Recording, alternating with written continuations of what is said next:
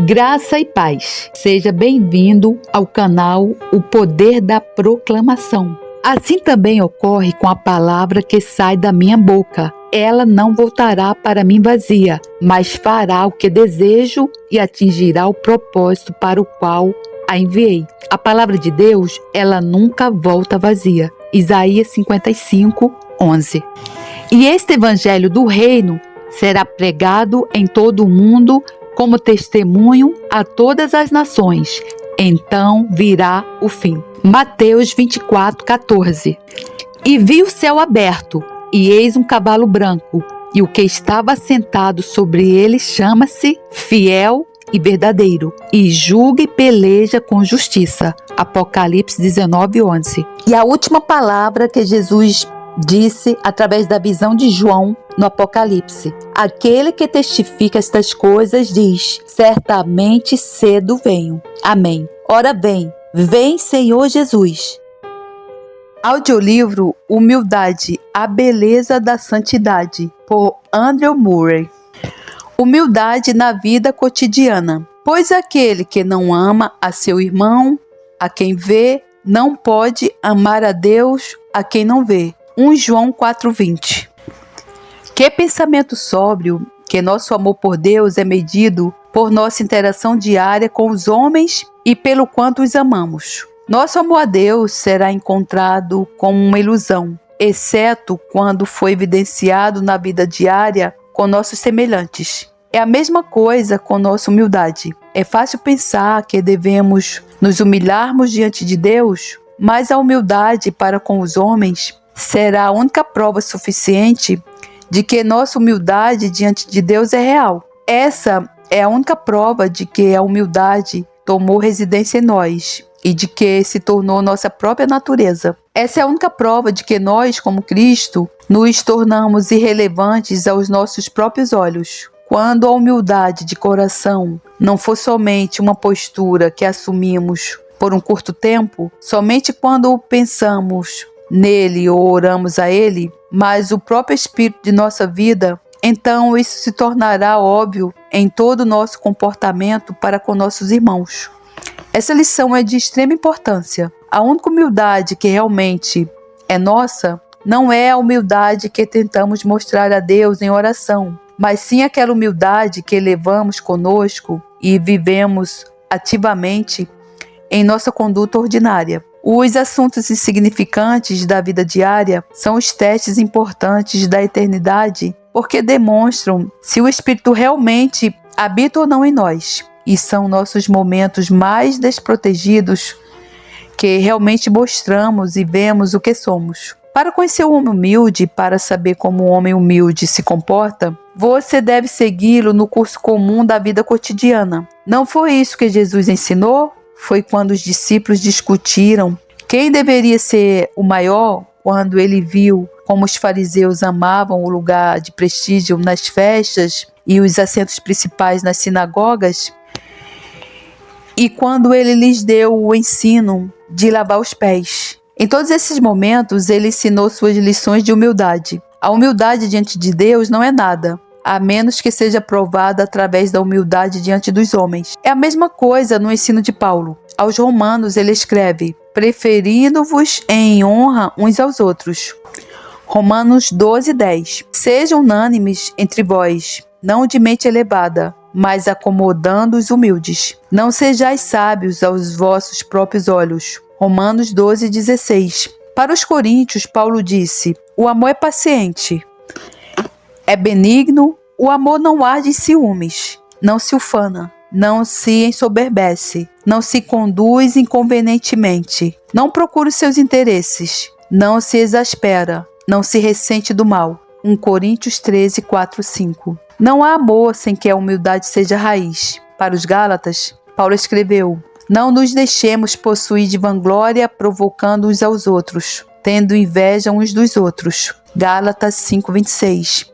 Aos Efésios, imediatamente após os 3 maravilhosos capítulos sobre a vida celestial, ele diz: andeis de modo digno da vocação a que fostes chamados, com toda a humildade e mansidão, com longanimidade, suportando-vos uns aos outros em amor, esforçando-vos diligentemente por preservar a unidade do Espírito no vínculo da paz. Efésios 4, 1-3. Para os filipenses ele disse: nada façais por partidarismo ou vanglória, mas por humildade, considerando cada um os outros superiores a si mesmo. Não tenha cada um em vista o que é propriamente seu, senão também cada qual o que é dos outros. Tende em vós o mesmo sentimento que houve também em Cristo Jesus, pois ele, subsistindo em forma de Deus, não julgou como usurpação o ser igual a Deus. Antes a si mesmo se esvaziou, assumindo a forma de servo, tornando-se em semelhança de homens, e reconhecido em figura humana. A si mesmo se humilhou, tornando-se obediente até a morte, e morte de cruz. Filipenses 2, 3-8. E aos Colossenses: revesti-vos, pois, como eleitos de Deus, santos e amados, de ternos afetos de misericórdia, de bondade, de humildade, de mansidão, de longanimidade. Suportai-vos uns aos outros, perdoai-vos mutuamente, caso alguém tenha motivo de queixa contra outrem. Assim como o Senhor vos perdoou, assim também perdoai vós. Colossenses 3, 12-13. Em nosso relacionamento uns com os outros, em nosso tratamento uns dos outros, que a verdadeira humildade de espírito e o coração da humildade serão vistos. Nossa humildade diante de Deus só tem valor na medida em que nos prepara para revelar a humildade de Jesus a nossos semelhantes. Estudemos a humildade na vida cotidiana à luz dessas palavras. O homem humilde procura a todo momento agir de acordo com a honra, ajudando uns aos outros pela caridade, servindo o outro, estimando o outro melhor do que a si mesmo e sempre se submetendo ao outro. A pergunta é frequentemente feita: como podemos contar os outros melhor do que nós mesmos quando vemos que eles estão muito abaixo de nós em sabedoria, santidade, dons naturais ou graça recebida? A própria questão prova imediatamente quão pouco entendemos sobre o que é a verdadeira humildade de espírito.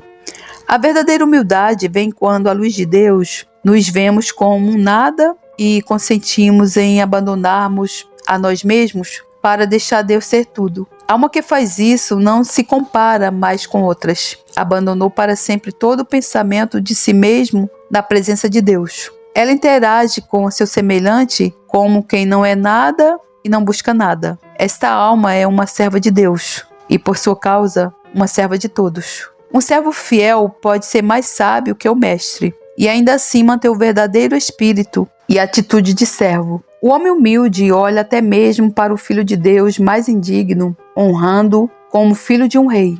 O espírito daquele que lavou os pés dos discípulos faz com que seja uma alegria para nós sermos servos uns dos outros. O homem humilde não sente ciúmes ou inveja. Ele pode louvar a Deus quando os outros são favorecidos e recompensados diante dele. Ele pode suportar ouvir os outros sendo elogiados, porque na presença de Deus aprendeu a dizer: eu não sou nada. Ele recebeu o Espírito de Jesus, que não agradou a si mesmo e não buscou sua própria honra. Quando o homem humilde é tentado a ficar impaciente ou ofendido, a ter pensamentos duros ou a usar palavras afiadas por causa das falhas e pecados dos companheiros cristãos, ele carrega a Escritura em seu coração. Suportai-vos uns aos outros, perdoai-vos mutuamente, caso alguém tenha motivo de queixa contra outrem. Assim como o Senhor vos perdoou, assim também perdoai vós. Colossenses 3,13. Ele aprendeu que ao vestir o Senhor Jesus, ele colocou no coração a compaixão, bondade, humildade, mansidão e longanimidade. Jesus tomou o lugar do orgulho e por isso agora não é uma impossibilidade perdoar como Jesus perdoou. Sua humildade não existe apenas em pensamentos ou palavras, mas também em seu coração. Ao lutar pelas experiências mais elevadas da vida cristã, o crente muitas vezes corre o risco de alegrar-se com o que se poderia chamar de virtudes mais humanas e masculinas, tais como ousadia, alegria, desprezo pelo mundo, zelo e abnegação. Enquanto os atributos mais profundos e suaves mais celestes, aqueles que Jesus ensinou quando veio à Terra, aqueles que estão mais claramente ligados com sua cruz, pobreza de espírito, mansidão, humildade, são pouco pensados ou valorizados. Por essa razão, vamos nos revestir de um coração de compaixão, gentileza, humildade, mansidão e longanimidade. Provemos nossa semelhança com Cristo, não apenas em nosso zelo por salvar os perdidos, mas também em todas as nossas interações com os irmãos, sendo tolerantes e perdoando uns aos outros, assim como o Senhor nos tem perdoado. Caros cristãos, vamos estudar diligentemente o caráter bíblico do homem humilde. Perguntemos aos outros crentes e perguntemos ao mundo se eles reconhecem em nós a semelhança com o original. Contentemo-nos com nada menos do que tomar cada um desses textos como a promessa do que Deus vai fazer em nós. Essas promessas são a revelação em palavras do que o Espírito de Jesus criará e fará crescer em nós. Que cada falha e deficiência simplesmente nos impulsione a nos voltarmos humilde e mansamente para o manso e humilde Cordeiro de Deus. Temos a certeza de que, onde ele estiver entronizado no coração, sua humildade e doçura será uma das correntes de água viva que fluem de dentro de nós. Mais uma vez, repito o que já disse antes. Sinto profundamente que temos uma compreensão muito pobre do quanto a igreja sofre por causa da falta de humildade divina, da humildade que dá lugar a Deus para provar seu poder. Um amigo missionário cristão expressou seu profundo pesar quando, em alguns casos, faltava tristemente o espírito de amor e tolerância. Os homens e mulheres na Europa, dos quais ele se referia, cada um podia escolher seu próprio círculo de amigos, mas quando confrontados com outros de mentes incompatíveis, eles achavam difícil suportar, amar e manter a unidade de espírito no vínculo da paz. Aqueles que deveriam ter sido companheiros de ajuda e da alegria uns dos outros se tornaram um obstáculo e um fardo. Tudo isso aconteceu por uma razão: a falta de humildade que se alegra em se tornar e ser contado como nada, e que procura apenas como Jesus, seu servo, ajudante e consolador dos outros, mesmo dos mais baixos e indignos. De onde vem o fato de que os homens que se entregaram alegremente por Cristo têm tanta dificuldade em se entregar por seus irmãos? A culpa não é da igreja? Isso é porque a igreja não nos ensina que a humildade de Cristo é a primeira virtude, o melhor de todos os atributos e poderes do Espírito. Mas não nos desanimemos. Que a descoberta da falta dessa qualidade nos estimule a uma maior expectativa de Deus. Olhemos para cada pessoa que nos irrita como meio de graça de Deus, instrumento de Deus para a nossa purificação, para que o trabalho da humildade seja respirado em nós por Jesus, que é a nossa vida, e tenhamos tal fé na plenitude de Deus, que sejamos como nada aos nossos próprios olhos, para podermos, pelo poder de Deus, buscar a servir uns aos outros em amor. Humildade e santidade. Quem disser, fica onde estás, não te chegues a mim, porque sou mais santo do que tu. És no meu nariz como fumaça de fogo que arde o dia todo. Isaías 65:5. Ouvimos muito sobre os buscadores de santidade e professores de santidade, de ensino sobre santidade e de reuniões sobre esse assunto. As benditas verdades da santidade em Cristo e da santidade pela fé estão sendo enfatizadas como nunca. O grande teste para saber se temos uma santidade verdadeira é se ela produz uma humildade crescente. Na criatura, a humildade é a única coisa necessária para permitir que a santidade de Deus habite nela e brilhe através dela. A humildade divina foi o segredo de sua vida, morte e exaltação. O único teste infalível de nossa santidade será a humildade que demonstramos diante de Deus e dos homens. A humildade é o florescimento e a beleza da santidade. A característica distintiva da santidade falsificada é sua falta de humildade. Todo aquele que busca santidade precisa estar atento para não permitir que o orgulho se insinue contra seu conhecimento e para que o que começou no espírito não acabe sendo aperfeiçoado na carne.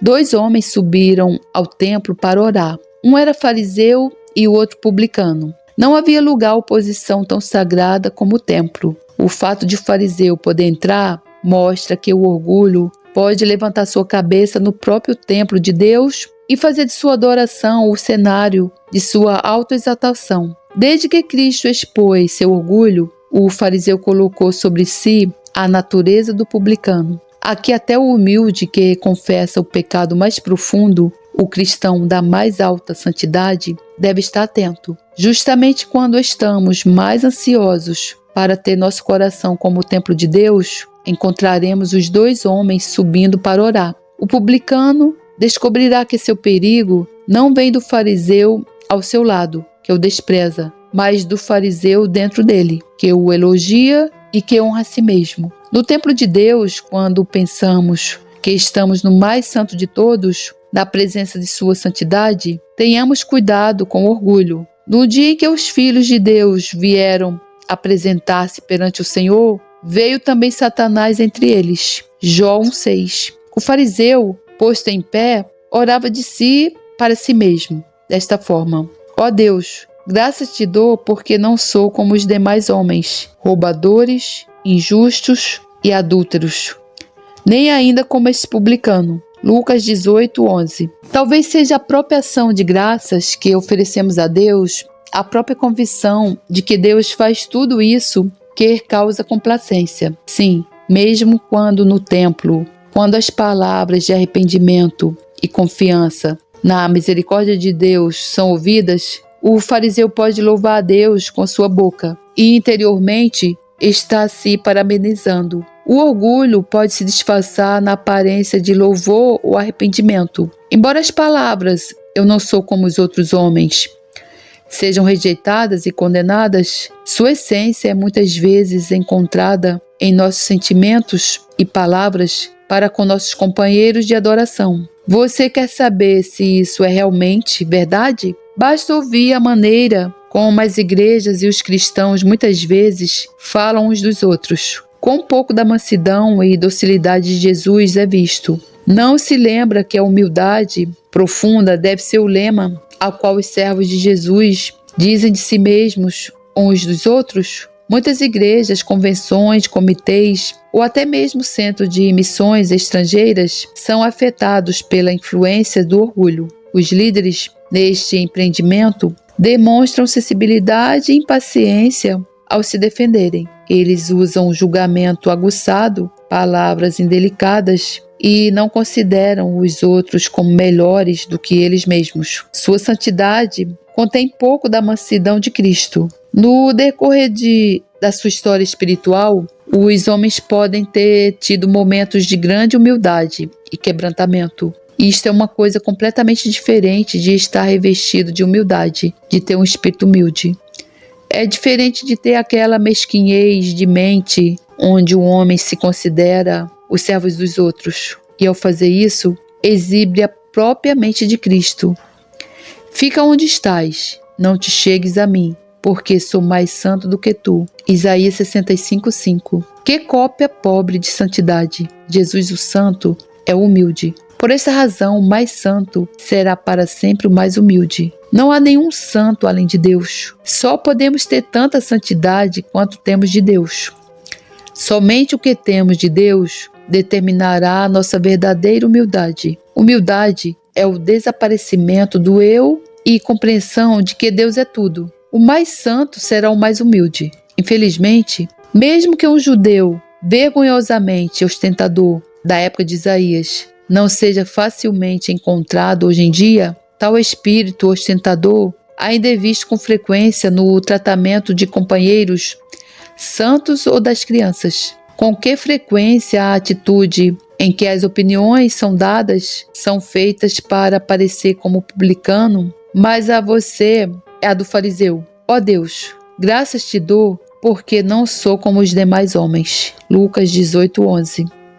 É mesmo possível encontrar esse tipo de humildade, que os homens ainda se considerariam menos que o menor de todos os santos. Efésios 3:8. E se considerariam servos de todos? E O amor é paciente, é benigno. O amor não arde em ciúmes, não se ufana, não se ensoberbece, não se conduz inconvenientemente, não procura os seus interesses, não se exaspera, não se ressente do mal. 1 Coríntios 13, 4, 5.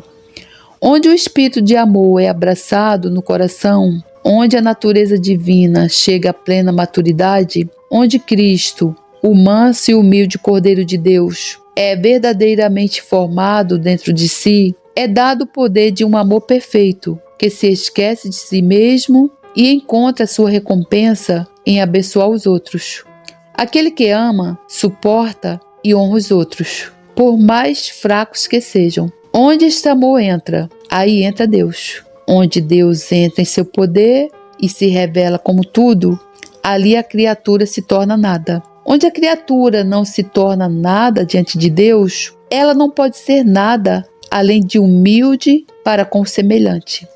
A presença de Deus não é mais uma coisa que muda com as circunstâncias, mas o abrigo onde a alma vive para sempre. O nada da criatura diante de Deus torna-se o lugar sagrado de onde vêm todas as suas palavras e ações. Que Deus nos ajude a entender que nossos pensamentos, palavras e sentimentos a respeito de nosso semelhante sejam o teste e a evidência de nossa humildade para com Ele. Nossa humildade perante Ele é o único poder que nos permite ser sempre humildes com nossos semelhantes. Nossa humildade deve ser a vida de Cristo, o Cordeiro de Deus em nós. Que todos os que buscam a santidade tomem cuidado. Não há orgulho tão sutil e sorrateiro do que o orgulho da santidade. Um homem alguma vez diga ou mesmo pense: fica onde estás, não te chegues a mim, porque sou mais santo do que tu. Isaías 65:5. O mero pensamento seria tratado com repugnância, mas inconscientemente cresce um hábito oculto da alma. Ela se sente satisfeita em suas realizações e não pode deixar de se comparar com a posição dos outros. Pode ser reconhecido simplesmente na ausência daquela profunda negação de si próprio. Esse pensamento se revela não apenas em palavras ou pensamentos, mas também em um tom e na forma de falar dos outros. Aqueles que têm o dom do discernimento espiritual não podem deixar de reconhecer o poder do ego. Até mesmo o mundo, com seus olhos atentos, o percebe e o aponta como prova de que somente o professar ter uma vida celestial não produz necessariamente nenhum fruto celestial. Irmãos e irmãs, tenhamos cuidado. A menos que façamos, na busca da santidade, o aumento da humildade, o foco de nosso estudo, podemos descobrir que temos nos deliciado com belos pensamentos e sentimentos e com os movimentos de santificação, enquanto a única evidência da presença de Deus, o desaparecimento do eu, permanece seriamente ausente. Venha, corramos para Jesus e nos escondamos nele, até que nos abraçamos e recebamos a sua humildade. Só isto é nossa santidade.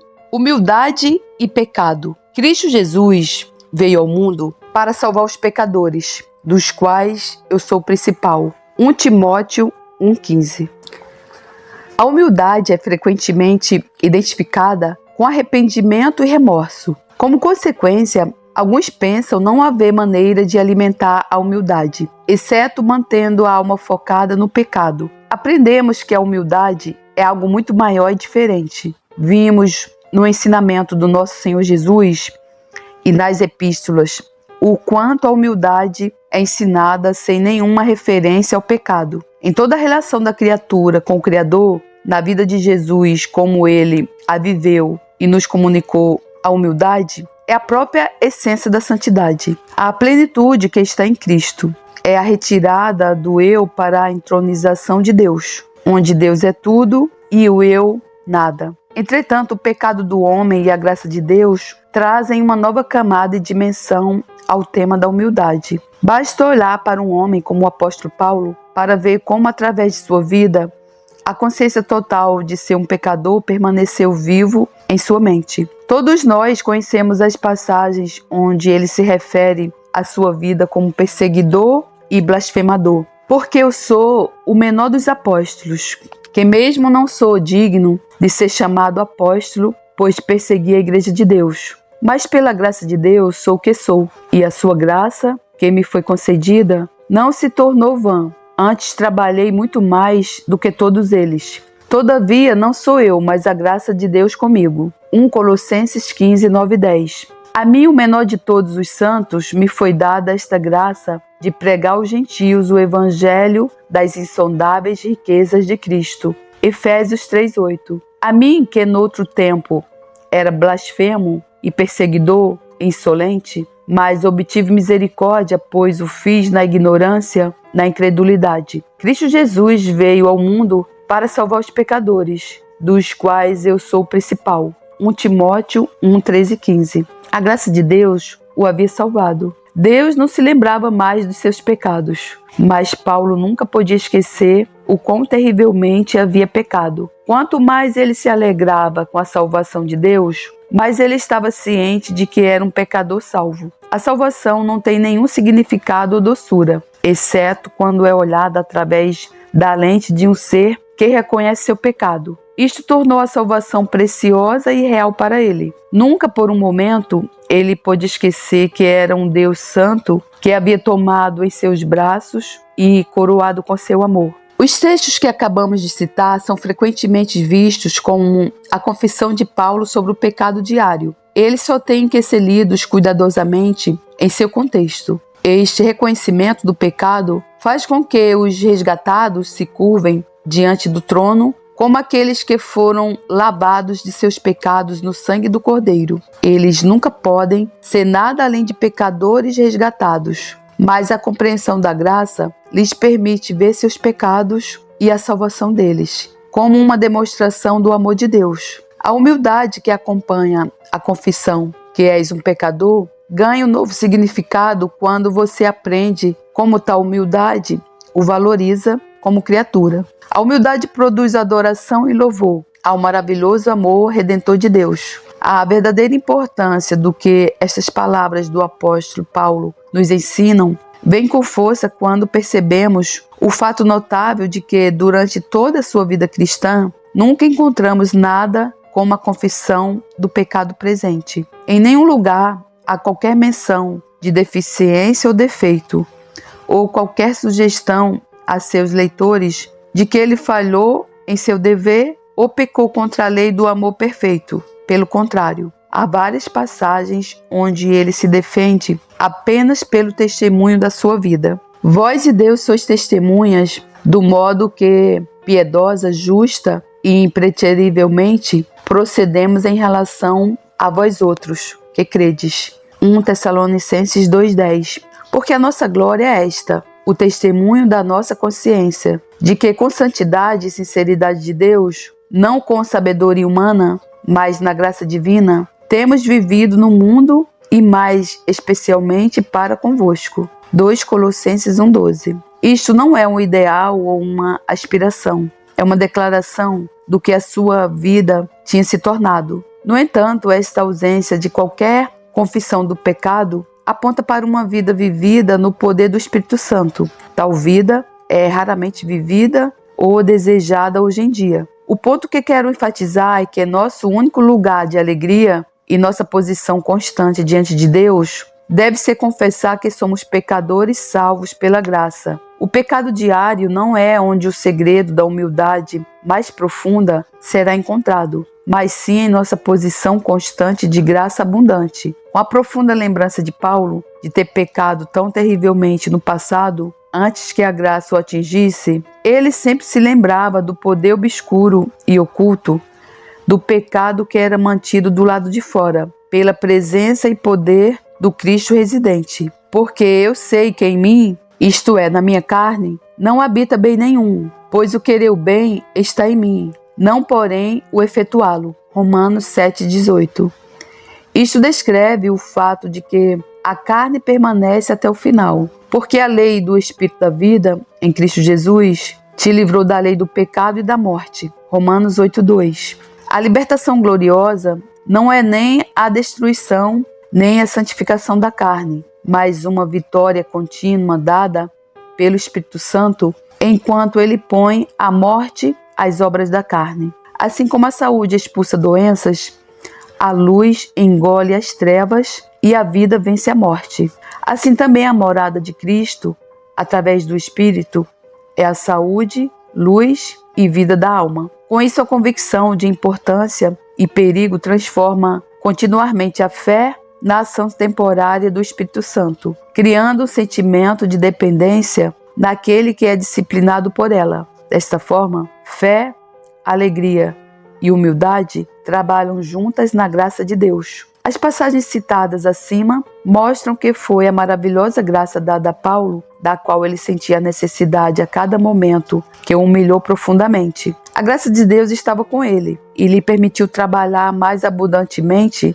do que todos os outros. Essa graça lhe permitiu pregar aos pagãos as riquezas inescrutáveis de Cristo. Foi essa graça que manteve sua consciência consciente de ter e de estar ligado ao pecado tão intensamente. Onde abundou o pecado, superabundou a graça. Romanos 5:20. Isso revela como a própria essência da graça é lidar com o retiro ao pecado. Quanto mais generosa for a experiência da graça, mais intensa será a consciência de ser um pecador. Não é o pecado, mas a graça de Deus que mostra e relembra o homem, o quão pecador que ele é, e o mantém verdadeiramente humilde. Não é o pecado, mas a graça que me fará conhecer a mim mesmo como pecador e fazer do lugar de mais profunda humildade o lugar onde habito. Temo que haja muitos que desejam se humilhar e têm que confessar com tristeza que um espírito humilde ainda está tão fora de alcance.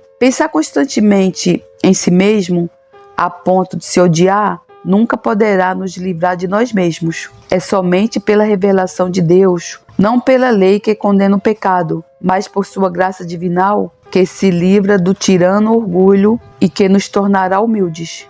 A lei pode partir o coração em medo, mas é somente pela graça que a doce humildade se torna uma alegria para a alma. Foi somente quando Deus se revelou em santidade, ao se aproximar para se fazer conhecida em sua graça, que Abraão, Jacó, Jó e Isaías se curvaram humildemente. Deus, o Redentor, em sua graça, se torna o tudo para o pecador. É neste lugar onde a alma da criatura se encontrará tão cheia de sua presença que não haverá lugar para pensar em si mesmo. A promessa será cumprida. A arrogância do homem será abatida e a sua altivez será humilhada. Só o Senhor será exaltado naquele dia. Isaías 2,17. É o pecador que habita na plena luz do amor santo e redentor de Deus, da experiência da plena morada do amor divino, que vem através de Cristo e do Espírito Santo, que pode ser humilde. Não está ocupado com seu pecado, mas está ocupado com Deus. E isso irá libertá-lo de si mesmo. Humildade e fé. Como podeis crer, vós, os que aceitais glória uns dos outros, e contudo não procurais a glória que vem do Deus único? João 5,44. Em um sermão que ouvi recentemente, o orador disse que as bênçãos da vida cristã eram muitas vezes como os objetos expostos em uma vitrine de loja. Podia-se vê-los claramente e ainda assim não se podia alcançá-los. Pois o homem fosse mandado esticar a mão para pegar um item da vitrine, ele logo tocaria na espessa placa de vidro que o separa dos produtos. De maneira semelhante, os cristãos podem ver claramente as promessas de paz e descanso perfeitos, amor e alegria transbordantes, companheirismo e fecundidade duradouros, e ainda assim sentir que há algo entre eles, impedindo a verdadeira posse. E o que poderia ser isso? Nada além de orgulho. As promessas que nos são feitas através da fé são tão verdadeiras e seguras que só podem ser duvidadas pelo orgulho. Em nosso texto, Jesus nos revela que é de fato o orgulho que torna a fé impossível. Como podeis crer, vós os que aceitais glória uns dos outros? João 5,44. Em sua própria natureza, o orgulho e a fé são incompatíveis. Aprenderemos que a fé e a humildade estão na raiz e nunca poderemos ter uma fé mais verdadeira se não tivermos uma humildade verdadeira. É possível ter forte convicção intelectual e certeza da verdade enquanto o orgulho é mantido no coração, mas tornar a fé viva é uma impossibilidade. Só precisamos parar um momento para descobrir o que é a fé. É a confissão do nada e do desamparo, a rendição, a espera e a confiança de que Deus vai trabalhar em e por nós. A humildade é simplesmente o hábito que prepara a alma para viver na confiança. Cada sopro de orgulho em busca de sua vontade própria, autoconfiança ou autoexaltação é apenas o fortalecimento daquele eu que não pode entrar no reino, não pode possuir as coisas do reino, porque se recusa a permitir que Deus seja tudo em tudo. A fé é o órgão sensorial usado para compreender e tomar posse do mundo celestial e de suas bênçãos. A fé busca a glória que vem de Deus. Enquanto tirarmos a glória um do outro, ou buscarmos, amarmos e guardarmos a glória desta vida, a honra e reputação que vem dos homens, não buscaremos e não poderemos receber a glória que vem de Deus. O orgulho torna a fé impossível. A salvação vem através de uma cruz e de um Cristo crucificado. Salvação é a comunhão com Cristo crucificado no significado de sua cruz. Salvação é parceria, deleite e participação na humildade de Jesus. É difícil acreditar que nossa fé é tão fraca quanto o orgulho ainda reina tanto. Nós mal aprendemos a desejar orar pela humildade como a parte mais necessária e bela da salvação. Humildade e fé estão mais intimamente ligadas na Escritura do que muitos pensam. Esse conceito é visível na vida de Cristo. Há 2 casos específicos em que ele falou sobre a grande fé. Jesus se maravilhou com a fé do centurião, dizendo: "Em verdade vos afirmo que nem mesmo em Israel achei fé como esta." Mateus 8:10. A reação de Jesus foi em resposta ao dito do centurião: "Senhor, não sou digno de que entres em minha casa." Mateus 8:8. Novamente, ele reconheceu a grande fé de uma mãe, quando ela aceitou ser relacionada com um cão e disse: "Sim, Senhor, porém os cachorrinhos comem das migalhas que caem da mesa dos seus donos." Mateus 15:27. É a humildade que leva uma alma a não ser nada diante de Deus e remove todos os obstáculos à fé. A humildade faz com que a alma deseje agradar a Ele, confiando plenamente nele. Amigo, não temos aqui a causa do fracasso na busca da santidade? Não é o orgulho, embora não soubéssemos que tornou nossa santificação e nossa fé tão superficiais e de curta duração? Não tínhamos ideia até que ponto o orgulho ainda estava trabalhando secretamente dentro de nós. E como somente Deus, por meio de seu poder, poderia expulsá-lo. Nada além da nova e divina natureza, tomando completamente o lugar do antigo eu, pode nos tornar realmente humildes. A humildade absoluta deve ser a origem de cada oração e de cada aproximação a Deus, bem como de cada conversa com o homem. Deveríamos também tentar ver sem nossos olhos ou viver sem fôlego, se acharmos que podemos acreditar em Deus ou habitar em seu amor, sem humildade de coração. Amigo, não cometemos um erro ao batalharmos tanto para crer, enquanto ao mesmo tempo o velho eu, em seu orgulho, tenta possuir a bênção e a riqueza de Deus. Vamos mudar nosso rumo. Procuremos, antes de tudo, nos humilhar sob a poderosa mão de Deus. Ele nos exaltará. A cruz, a morte e a sepultura, na qual Jesus se humilhou, foram seu caminho para a glória de Deus. E essa humilhação também é o nosso caminho. Que nosso único desejo e nossa fervorosa oração seja para sermos humilhados com Ele e como Ele. Aceitemos de bom grado tudo que possa nos humilhar diante de Deus ou dos homens. Só este é o caminho para a glória de Deus. Você pode se sentir inclinado a fazer uma pergunta. Falei de alguns que experimentaram a bênção, ou são meio de levar a bênção a outros, mas que ainda lhes faltam humildade. Pode se perguntar se estes têm a fé verdadeira. embora mostrem muito claramente que ainda buscam a honra que vem dos homens. Há mais de uma resposta a essa pergunta. A principal resposta é que eles têm uma medida de fé em proporção aos dons que lhes foram dados. Entretanto, mesmo em sua bênção, o trabalho de sua fé é dificultado pela falta de humildade. A bênção é muitas vezes superficial ou temporária, só porque não abrem o caminho para que Deus seja tudo.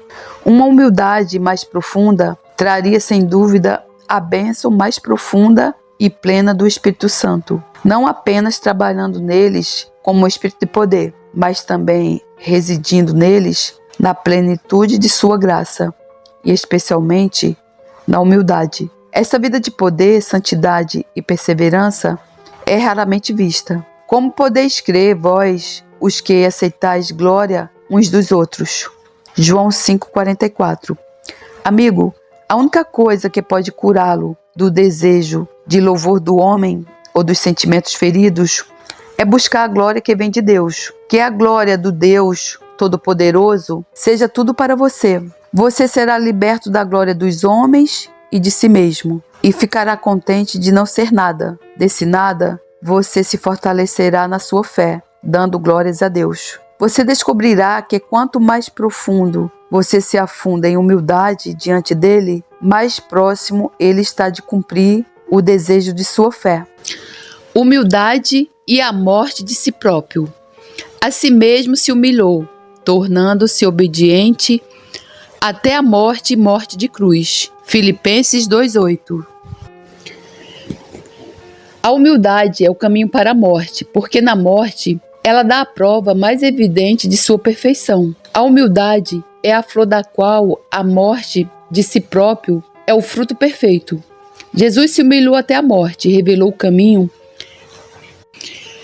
que nós também devemos percorrer. Como não havia como ele provar a integridade de sua entrega a Deus, se não fosse através da morte, assim é conosco também. A humildade deve nos levar a morrer para nós mesmos. Desta forma, provamos o quanto nos entregamos completamente a Deus. Seremos cada vez mais libertos da natureza caída e encontraremos o caminho que leva à vida em Deus. A humildade é o fôlego e a alegria dessa nova natureza. Falamos do que Jesus fez por seus discípulos quando lhes comunicou sua ressurreição. Como através do envio do Espírito Santo, ele, a mansidão glorificada e entronizada, na verdade, veio do próprio céu para habitar nos redimidos. Ele pode fazer isso apenas por causa de sua morte. Em sua natureza íntima, a vida que ele ofereceu foi uma vida que havia sido entregue à morte e que havia sido ganha através da morte. Aquele que veio para morar neles é o mesmo que havia morrido e agora vive para sempre. Sua vida, sua pessoa, sua presença traz a evidência da morte, de ser uma vida nascida da morte. Que as vidas de seus discípulos também tragam a evidência da morte. É somente quando o espírito da morte, do moribundo, habita e trabalha na alma que o poder da vida de Cristo pode ser conhecido. A primeira e mais proeminente das marcas da morte do Senhor Jesus, das evidências que mostram o verdadeiro seguidor de Jesus, é a humildade. Por essas duas razões, somente a humildade leva à morte perfeita. Somente a morte aperfeiçoa a humildade. A humildade e a morte estão unidas em sua essência. A humildade leva à morte perfeita. Humildade significa renunciar a si mesmo e tomar o lugar do nada diante de Deus. Jesus se humilhou e se tornou obediente até a morte. Na morte, ele deu a prova mais perfeita de ter desistido de sua vontade e priorizado a vontade de Deus. Na morte, ele desistiu de si mesmo. Com sua natural relutância, embebeu o cálice. Ele morreu para si mesmo e para o pecado que o tentou. Ele entrou na vida perfeita de Deus. Se não fosse por sua infinita humildade, contando a si mesmo como nada, exceto como servo, para fazer sofrer a vontade de Deus, ele nunca teria morrido. Isso nos dá a resposta à pergunta feita com tanta frequência, mas que é tão raramente compreendida. Como posso morrer para mim mesmo? A morte a si mesmo não é obra sua, é obra de Deus. Em Cristo, você está morto para o pecado. A vida em você passou pelo processo de morte e ressurreição. Você está morto para pecar. A manifestação plena do poder desta morte em seu caráter e conduta depende de quão plenamente o Espírito Santo te dá o poder da morte de Cristo. Aqui é onde o ensino é necessário. Se você deseja entrar em plena comunhão com Cristo, em sua morte, e conhecer a libertação total de si mesmo, humilhe-se. Este é seu único dever. Coloque-se diante de Deus em total impotência. Concorde com o fato de que você está desamparado para se matar ou se tornar vivo. Afunde-se em seu próprio nada, no espírito de entrega mansa, paciente e confiante em Deus. Aceite cada humilhação. Olhe para cada pessoa que o irrite ou ofenda como uma forma de graça para humilhá-lo. Use cada oportunidade de se humilhar diante de seu semelhante como um trampolim para viver uma vida humilde diante de Deus.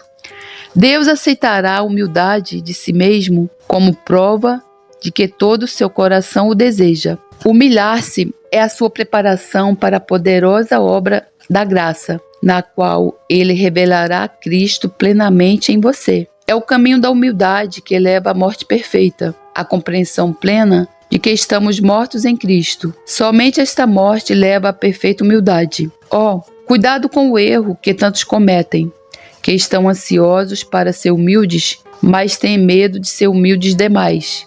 Eles têm tantas qualificações e limitações, tantas razões e perguntas a respeito do que deve ser e fazer, que nunca se rendem sem reservas a ela. Cuidado com isso. Humilhe-se até a morte. É na morte de si próprio que a humildade se aperfeiçoa. Você pode estar confiante que no centro de toda experiência real de graça crescente, de todo o crescimento verdadeiro em santificação, de toda conformidade crescente à semelhança de Jesus, deve haver uma morte para si mesmo, que é evidenciado a Deus e aos homens, por meio de nosso caráter e em nossas ações. Infelizmente, é possível falar da morte e da caminhada espiritual, sendo que, ao mesmo tempo, não se consegue ver o quanto existe do ego dentro de si. Não existe uma evidência maior para a morte do orgulho do que uma humildade que se ausenta, se esvazia e toma a forma de servo. É possível falar com frequência da comunhão com o Jesus desprezado e rejeitado, enquanto a humildade do Cordeiro de Deus não é vista nem pensada por nós. O Cordeiro de Deus significa duas coisas, mansidão e morte. Procuremos recebê-lo em ambas as formas. Nele, elas são inseparáveis. Elas também devem ser inseparáveis em nós. Que tarefa sem esperança se tivéssemos que trabalhar para isso. A natureza nunca pode superar a natureza, nem mesmo com a ajuda da graça. O eu nunca pode se expulsar. Louvado seja Deus, pois o trabalho foi feito, terminado e aperfeiçoado para sempre. A morte de Jesus uma vez e para sempre é a nossa própria morte. A ascensão de Jesus, sua entrada uma vez e para sempre no lugar mais santo, nos deu o Espírito Santo para nos comunicar em poder e fazer nosso o poder da morte e vida. Enquanto a alma, na busca e prática da humildade, segue os passos de Jesus, sua consciência da necessidade de algo mais é despertada. Seu desejo e esperança se revigoram. Sua fé é fortalecida ao olhar para cima, reivindicando e recebendo a plenitude do Espírito de Jesus. Essa fé pode manter diariamente o morrer para si próprio e fazer da humildade o espírito de nossa vida. Ignorais que todos nós que fomos batizados em Cristo Jesus, fomos batizados na sua morte? Romanos 6,3. Assim também, vós vos considerai mortos para o pecado, mas vivos para Deus, em Cristo Jesus. Romanos 6,11. Mas oferecei-vos a Deus como ressurretos dentre os mortos.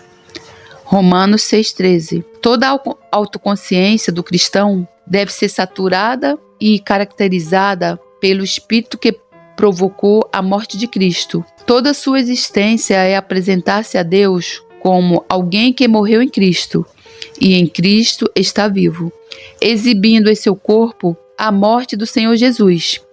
Sua vida sempre dá testemunho da morte para o pecado e uma nova vida ressuscitada no poder onde Jesus habita. Crente, reivindique em fé a morte e a vida de Jesus como sendo sua. Entre na sepultura, no descanso e no trabalho de Deus. Como Cristo, que entregou seu espírito nas mãos do Pai, humilhe-se e caminhe a cada dia para aquela perfeita e indefesa dependência de Deus. Deus o elevará e o exaltará. Afunde todas as manhãs no nada profundo da sepultura de Jesus, pois assim, todos os dias a vida de Jesus se manifestará em ti. Que uma humildade disposta, amorosa, repousante e feliz seja a prova de que você reivindicou seu direito de nascimento, o batismo na morte de Cristo.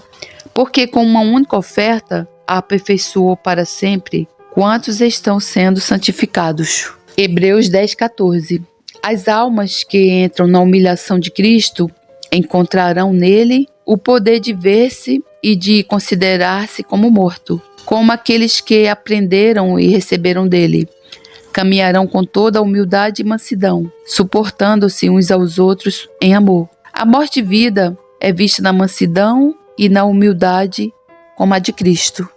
O filho sábio atende à instrução do pai, mas o escarnecedor não ouve a repreensão. Do fruto da boca cada um comerá o bem, mas a alma dos prevaricadores comerá a violência. O que guarda a sua boca conserva a sua alma, mas o que abre muito seus lábios se destrói. A alma do preguiçoso deseja, e coisa nenhuma alcança, mas a alma dos diligentes se farta. O justo odeia a palavra de mentira, mas o ímpio faz vergonha e se confunde. A justiça guarda o que é de caminho certo, mas a impiedade transtornará o pecador. Alguns que se fazem de ricos e não têm coisa nenhuma, e outros que se fazem de pobres e têm muitas riquezas. O resgate da vida de cada um são as suas riquezas, mas o pobre não ouve ameaças. A luz dos justos alegra, mas a candeia dos ímpios se apagará.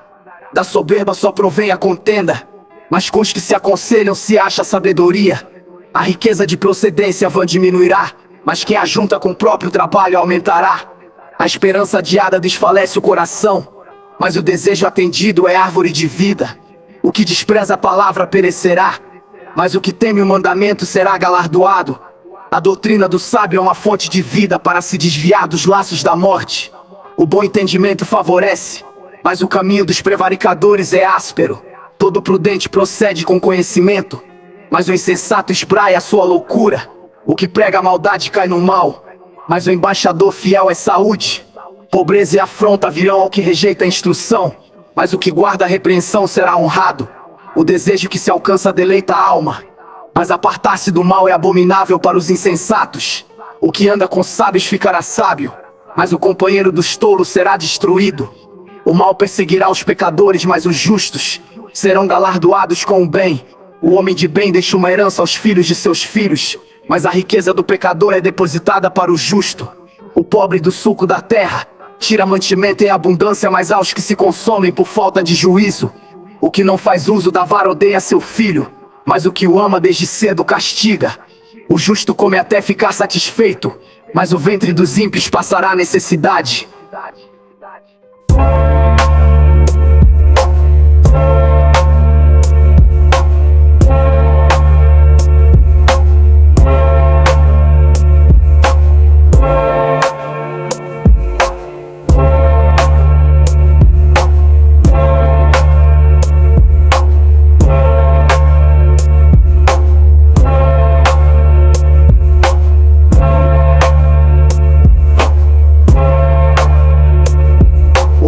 Sabe, atende à instrução do pai, mas o escarnecedor não ouve a repreensão.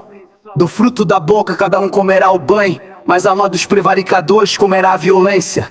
O que guarda sua boca conserva a sua alma, mas o que abre muito seus lábios se destrói. A alma do preguiçoso deseja, e coisa nenhuma alcança, mas a alma dos diligentes se farta.